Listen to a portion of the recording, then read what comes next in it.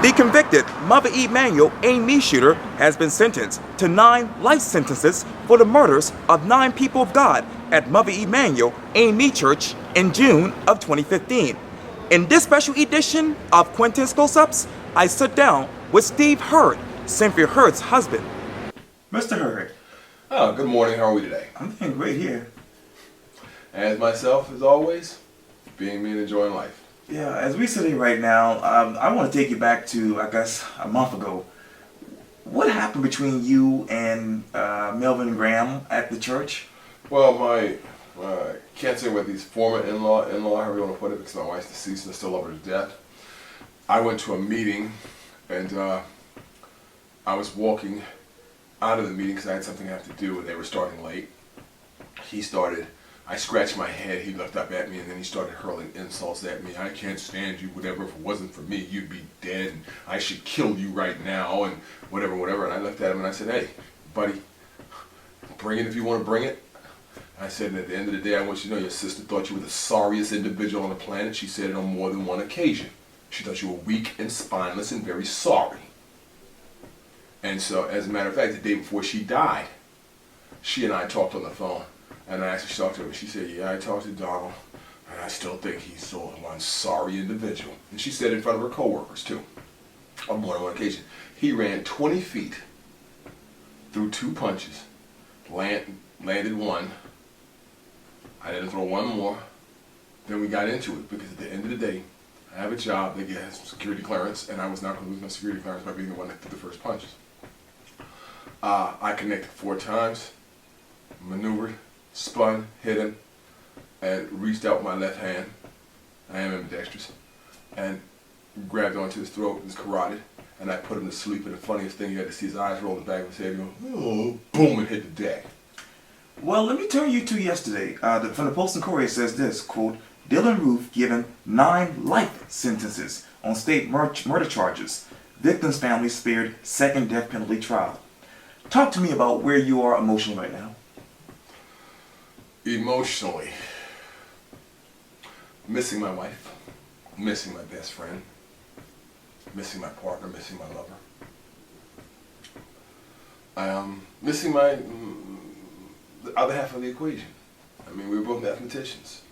And so, I just miss her. I mean, 9 life sentences, in my opinion. They're still short 3. Period. They're still short 3. At the end of the day, when he gets transferred to this federal institution, I don't know whether or not he's going to be in isolation or general population. Since he's a death row person, I don't know how the penal system really works, because that's not my area of expertise. If I go by what I've seen on TV, that means he's in the cell by himself on a long hallway or a long corridor. Whoop-de-doo. If he could be pseudo-sorted in general population, I'd smile a while. In fact, Joe Ruth, the grandfather of the convicted shooter, said this, quote, want to say loudly, repeatedly, we are sorry, we regret it, ruined lives, and we cannot put them back together. What can you put together after this tragedy? The only thing I can put together, honest to God, right now is the fact that I started a foundation called the Your Opportunity Foundation. And it's twofold. When you enter the program, it's your opportunity. Y-O-U-R, your opportunity. We're working to help you get GEDs, learn to read and write if necessary, pass the ASVAB, move on to maybe culinary school, tech school, college, the military, whatever your desire is, at no cost to you, Joe or Josephine Q Public, who's trying to better themselves. White, black, green, yellow. As long as you want an opportunity, it doesn't matter. Once you're finished, you're now your opportunity. Y-O-U apostrophe R-A, because you are opportunity. So, with this, I'm just hoping that the world sees her vision one book at a time in one person's hand, making a difference. Anybody that wants to help with this program, surely consider a donation to the Your Opportunity Foundation, care of Arthur S. Hurd, 1 Benson Street, Charleston, South Carolina, 29403. And the way I look at it, the way we used to look at it was, every time you help someone who's, whether standing on the street corner, standing in front of Food Lion, just sitting around doing nothing, that's one less person you have to worry about trying to enter your window, your back door, or your front door at 2 a.m. to take what you have. You talk about the vision. What was that vision in her mind when you look back at it? Same thing I just said.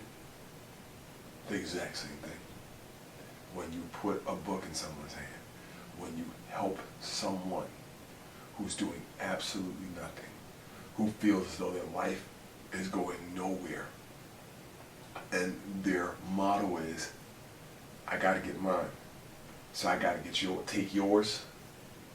When you can put a book in their hand, when you can help them to realize there's something bigger and better, that there's a world far beyond Romney Street, Johnson Street, Harris Street, Noonan Street, Kennedy Street.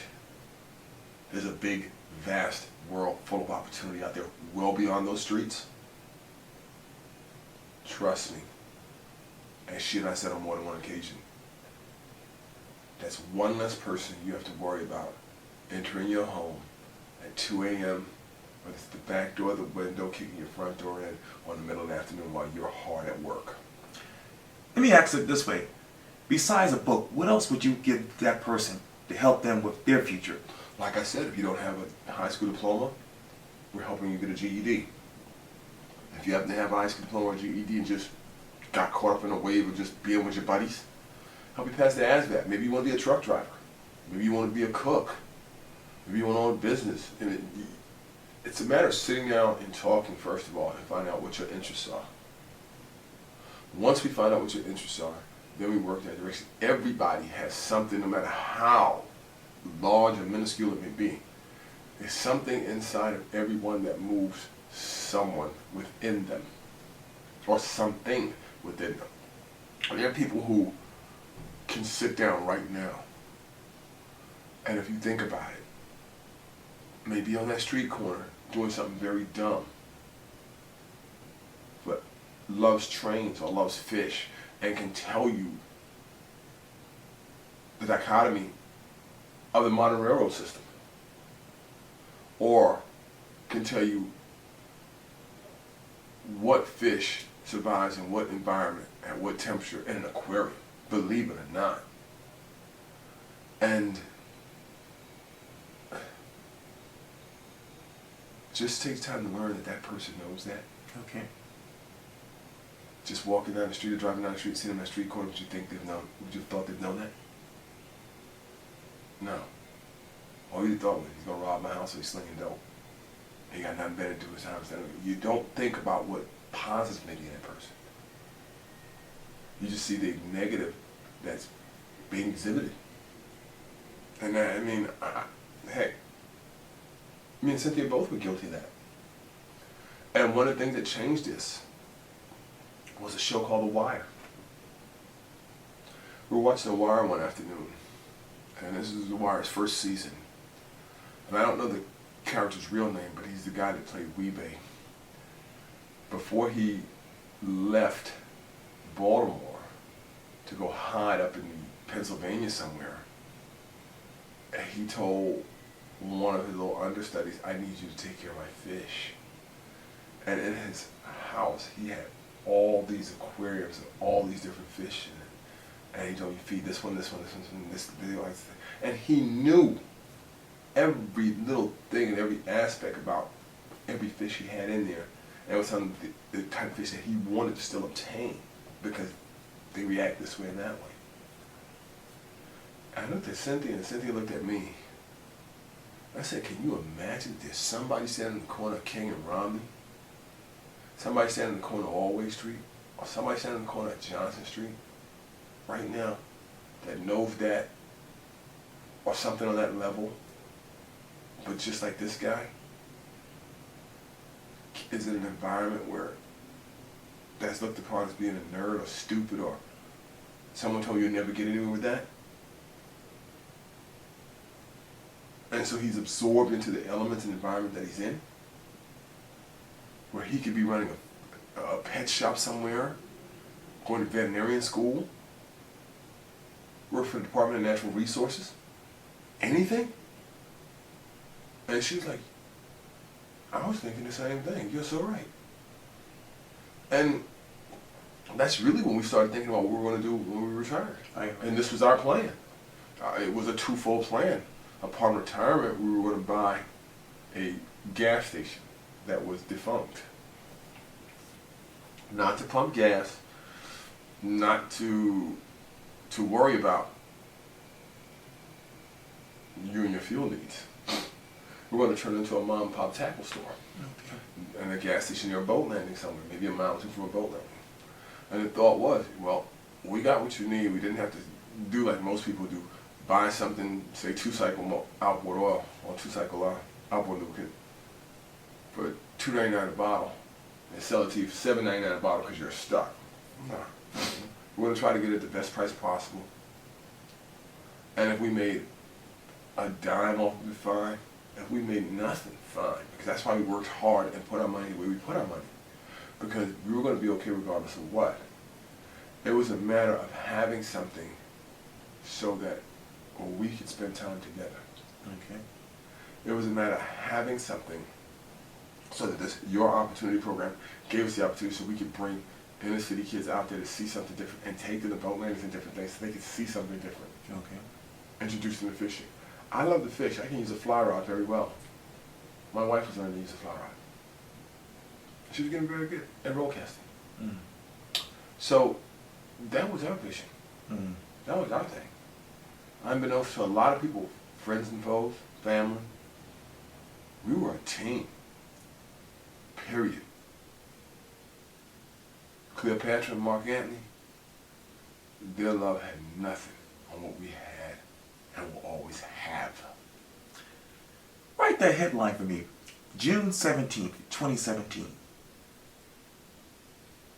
June 17, 2017 or June 17, 2015? Talk to me about the 2-year anniversary coming up. What is the biggest difference between 2 years ago to 2 years later here in June? In my mind,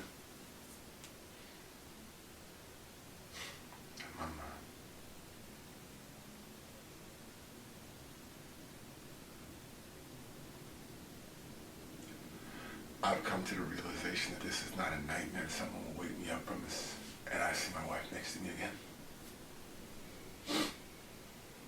That's the only difference. There's nothing different. She's still gone. I'm still alone. I still go sit in a lawn chair at the graveyard for 2 hours. As I approach the graveyard, I offer up a silent prayer. And I wish, I will say, I would give every dime I have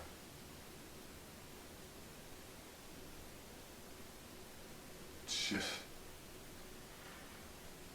to be able to look into her eyes for a moment. I would give up all the talent that I have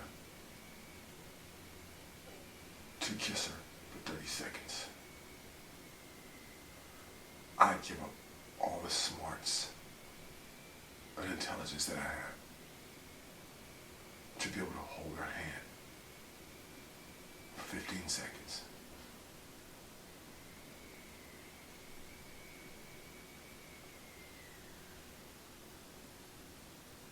I give my life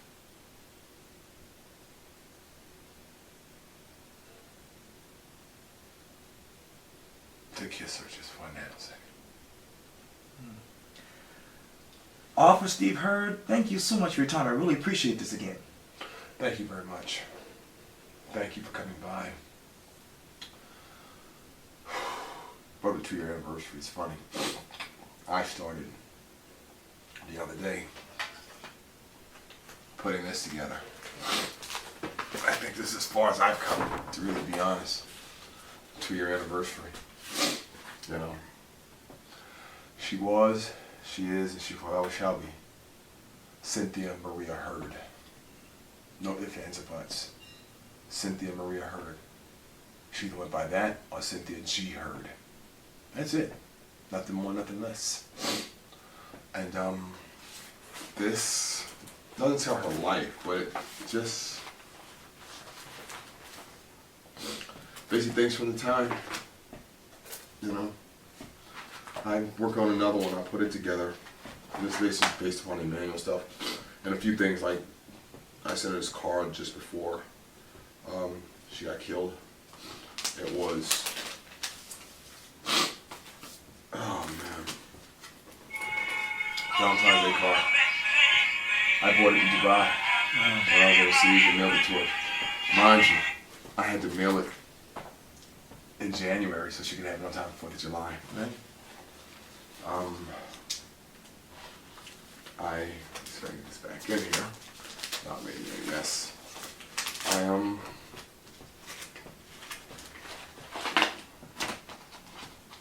This came to me, shipboard. I got it a week and a half before Valentine's Day. She had to mail things very early. And this was a very beautiful Valentine's Day card. If I'm not mistaken, it's Valentine's Day. Please let me not be mistaken. Yes, it is Valentine's Day. Thank you. It says, to my husband, our love is a blessing. God gave us love because he knows we need patience and kindness to grow. That the encouragement of one person who truly believes in us makes all the difference. And that acceptance, forgiveness, trust, and belonging may make life really beautiful. God gave us love as a promise of everything good two people can share, as soulmates, partners, and best friends for always. Loving you and thanking God for you every day of my life. Happy Valentine's Day. With all my love, your wife forever, Sin. That was that. You know, that was who we were. A lot of people have questions, speculations, whatever, you know. And you're here to say what? They weren't in our marriage. They weren't us. You know, the funny part was we had people who we were around a lot who knew us. Right. Miss Patrice at the library, she knew us. Miss Latasha Frazier, she knew us. Miss Cheryl at the library, she knew us. Mignon Clyburn, she knew us. Oh, yeah. You know. There are other people out there who are looking through windows. What window should they have been looking into? Our soul. Mm. Period. Well, Steve Hurd, thank you again. I really, really appreciate this, man. No worries, man. Yeah. Thank you for coming by. And like I said, anytime you want to stop by. Keep a check on the Your Opportunity Foundation. Okay. If there's anybody you think that deserves an opportunity, direct them my way. And I'd be more than willing to work with them and help get them a nudge in the right direction, for lack of a better phrase. Okay. And like I said, anybody want to make donations, by all means, let them know. Pass the address out. Tell them how to sign everything out. And we'll keep things rolling because, you know, I don't care if you're white, black, green, or yellow. You know, at the end of the day, everybody needs that opportunity. And I'm trying to do our best. Arthur Stephen and Cynthia M. Hurd's best to give you, the deserving person, your opportunity. Thank you. Thank you. Yeah, man. Thank you. God bless. I like